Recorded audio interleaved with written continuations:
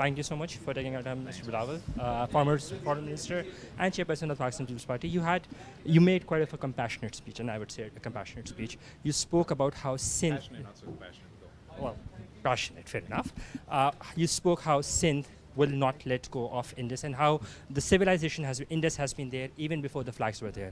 Yet we still see that what would be the next steps, perhaps, and how do seminars like these or awareness sessions like these contribute in the bigger framework for the restoration of identity? Okay, so first let me clarify that the Indus or the Sindhu does not belong just to Sindh. It is a river of all of Pakistan. It stretches across the length and breadth of the country, and it is owned everywhere from Kashmir and Gilgit-Baltistan down to our shores. The conference, today's conference, I think, is very important because it shows that Pakistan is actively engaged on every front in countering this conspiracy against Pakistan. A couple of points that I thought important to make in my speech today is one that, as you know, you've covered the Foreign Office for so long. It is part of Pakistan's nuclear deterrence. It is part of our stated nuclear policy that if our economy is strangled, if our waters are choked, then that would provoke Pakistan to deploy our last case scenario, our apocalyptic solution, the nuclear weapon. And if that is Pakistan's stated policy, the argument I make in my case is then it's not just that you wait, the rivers run dry, the dam is built, and then we press a button. There needs to be a corresponding escalation, an escalation on the diplomatic front and all the climate front and the humanitarian front and all the fronts that we're fighting this conflict, but also on the military front as well.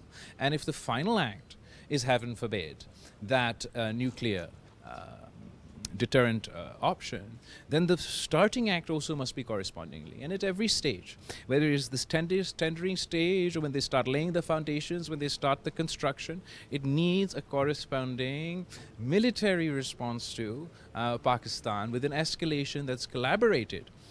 Because if we define the strangling of the Indus as an existential threat, as a military assault through other means, then it's only natural for Pakistan to have a corresponding response that conveys that seriousness, not just to India, but also to the international community. We advocated simultaneously for new international law that polices waterways, whether the waterways are straits like the Strait of Hormuz, etc., but also waterways like the Indus River and all the rivers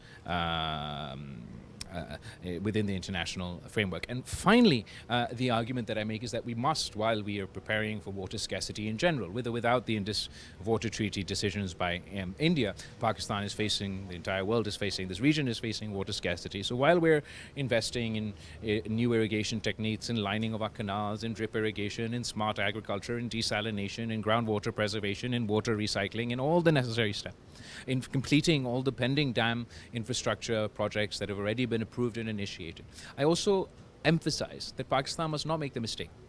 We must not accidentally send a signal by one of our own actions that we have accepted what India has done as fait accompli.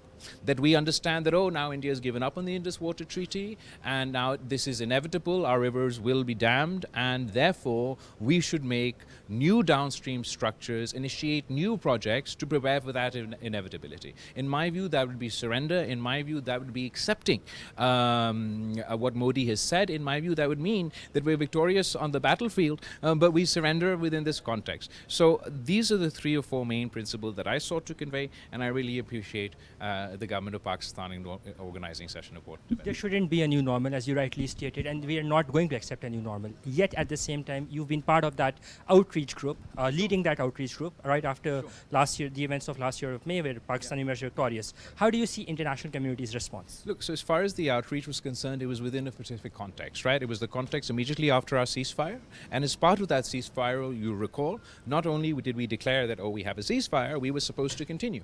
We were supposed to have a meeting at a neutral location to discuss, quote unquote, all friction points. And those were the terms within which Pakistan accepted this ceasefire. So within that context, I absolutely advocate for peace, for dialogue, for attempting to resolve our disputes, all outstanding disputes, all of our concerns, all of India's concerns, through the diplomatic dialogue framework as agreed to for a ceasefire. But a year on from that ceasefire being declared, it is our right to question that if India is not abiding by that ceasefire fully and truly, just as the Strait of the Israel and the US conflict could not be resolved, cannot reach a ceasefire or an ultimate peace with the Strait in a state of confusion. Similarly, Pakistan cannot sustain this position without the clarity that it deserves.